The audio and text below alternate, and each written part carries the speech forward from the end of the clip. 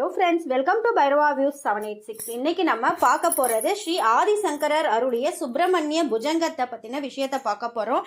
இந்த சுப்பிரமணிய புஜங்கத்தை நம்ம தினமும் பாராயணம் பண்ணலாம். அதுவும் குறிப்பாக சஷ்டி தினங்களில் இந்த சுப்பிரமணிய புஜங்கத்தை நம்ம பாராயணம் பண்ணும் பொழுது நமக்கு மிகப்பெரிய பலன்கள் இருக்குது. அது என்ன அப்படின்ற எல்லா தகவல்களையும் இந்த வீடியோ மூலமா நம்ம தெரிஞ்சுக்கலாம்.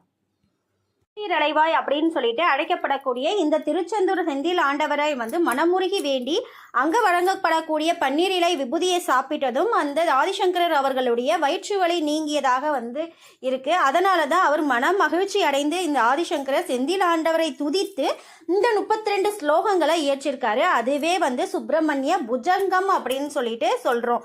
இந்த இப்போ இருக்க காலகட்டத்தில் நமக்கு பல வகையான நோய்கள் ஏற்படுது. அந்த நோய்கள் தீர்றதுக்கான ஒரே மருந்தா ஞானத்தின் உருவாக இருக்கக்கூடிய இந்த